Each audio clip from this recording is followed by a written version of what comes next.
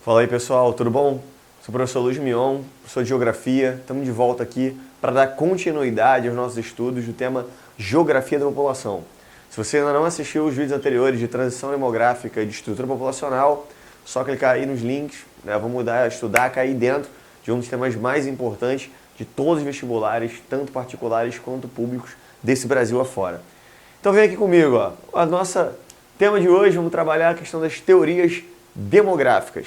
Como a gente já viu e como já foi discutido aqui anteriormente, toda a população, toda a sociedade, ela passa ao longo do tempo por transformações nas suas estruturas devido a mudanças comportamentais, mudanças de caráter da realidade de trabalho, migrações das áreas urbanas para as áreas rurais, e isso impacta diretamente nas taxas de natalidade e de mortalidade.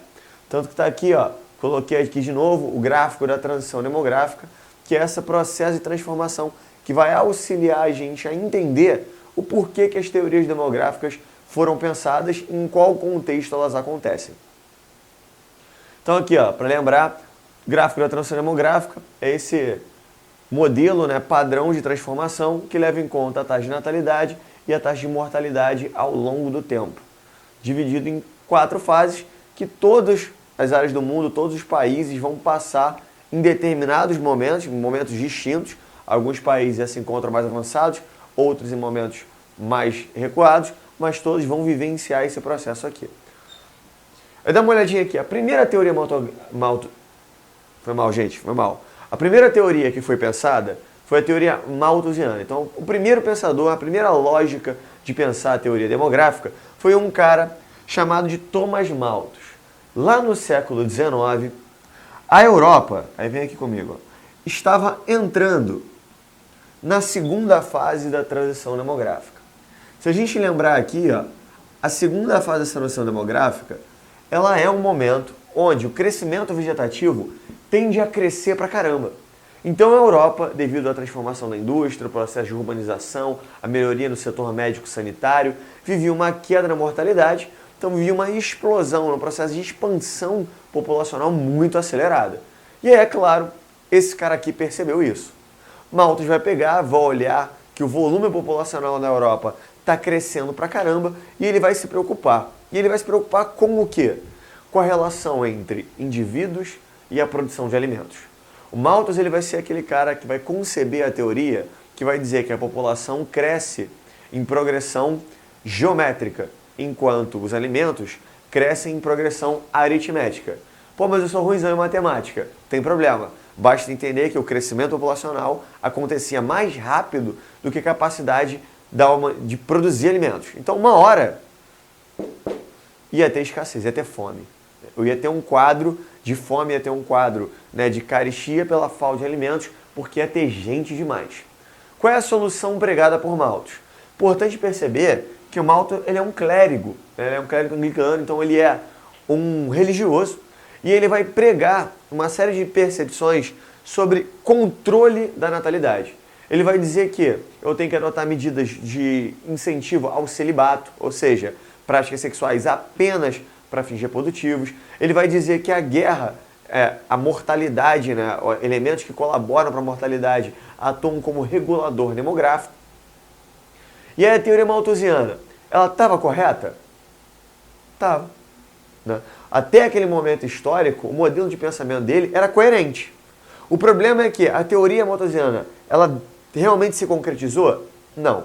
Malthus ele não tinha como prever a Revolução Verde, a melhoria tecnológica dos meios de produção.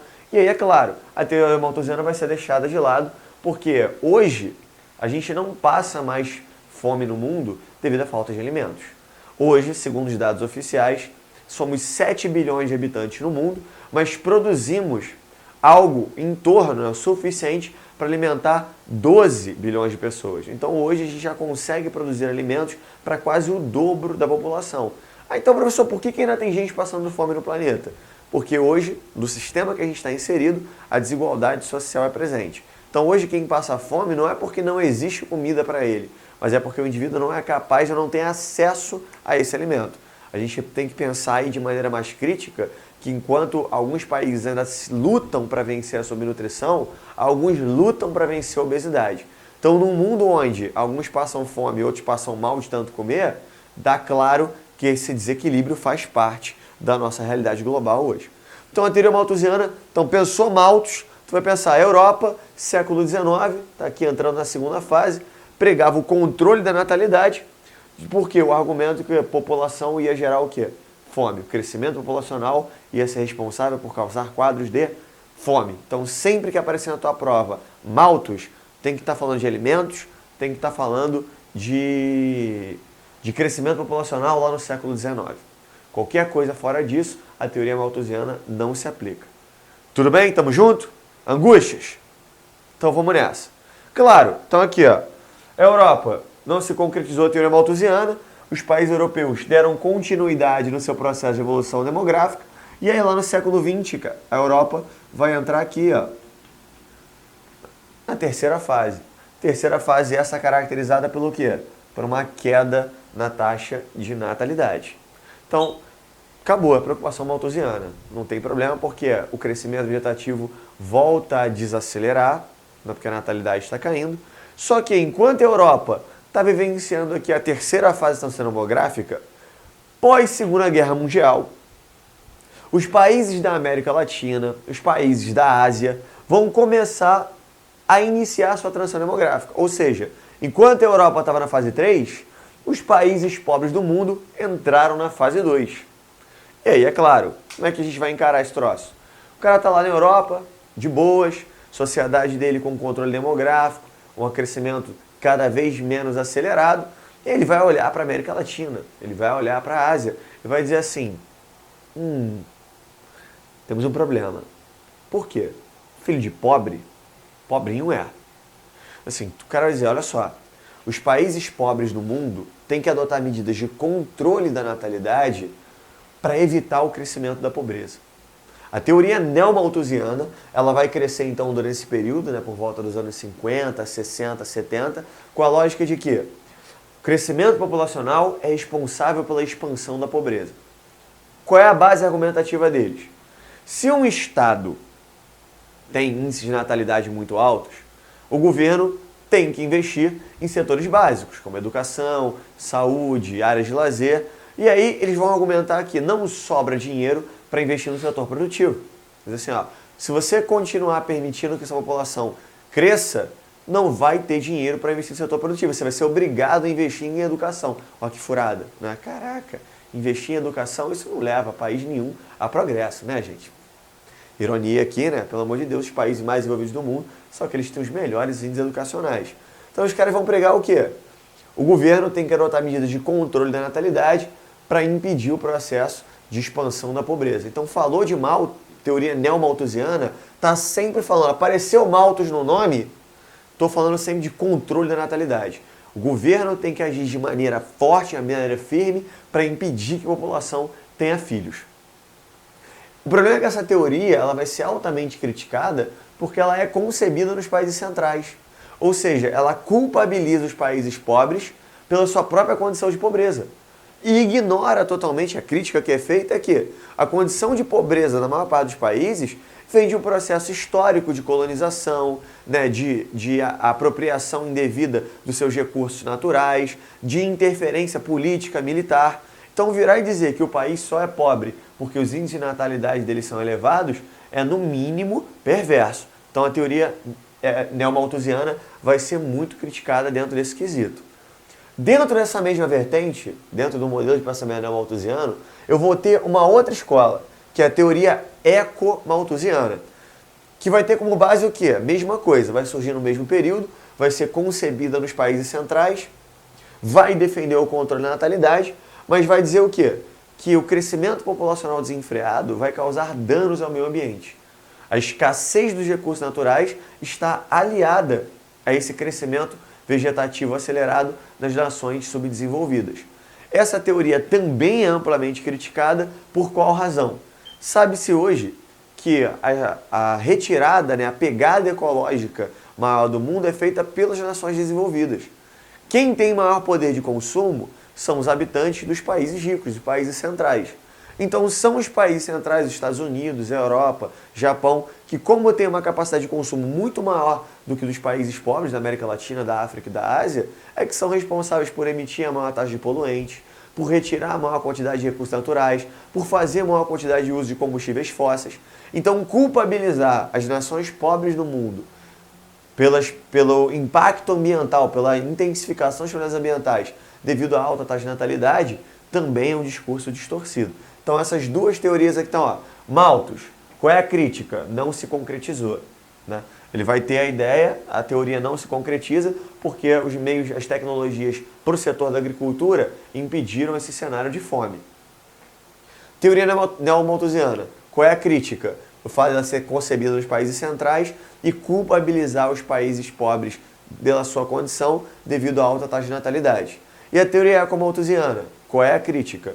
Ela culpabiliza os países pobres pelos problemas ambientais do mundo, quando na verdade a maior pegada de recursos é feita pelos países envolvidos. Até aqui numa boa? Me acompanhando? Isso aparece, cara, com muita recorrência em todos os vestibulares. E por último, a teoria reformista. Essa vai pegar, vai inverter, né? Ela foi concebida para ser um contraponto das teorias neomalthusianas. O que ela vai dizer? Então, ela já vai ser, diferente das outras teorias, concebida pelos países periféricos. Então, é um indivíduo que mora no país pobre pensando sobre sua própria condição.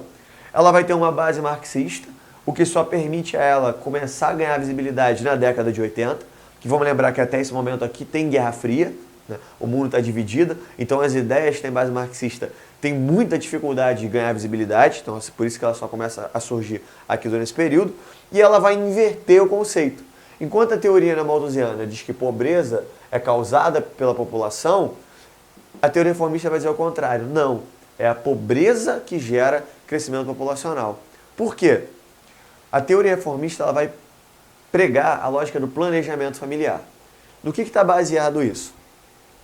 Se você investe em educação, se você garante à sua população perspectiva de crescimento econômico, social, naturalmente os casais optam por lançar mão de métodos contraceptivos, por lançar mão de recursos que vão impedir uma gravidez mais cedo. Então, o planejamento familiar ele é uma mudança nos aspectos estruturais no que diz respeito à educação, no que diz respeito ao acesso aos métodos contraceptivos, para dotar a população de recursos de escolher quando se inicia a vida familiar e aí, é claro, reduzir o número de filhos.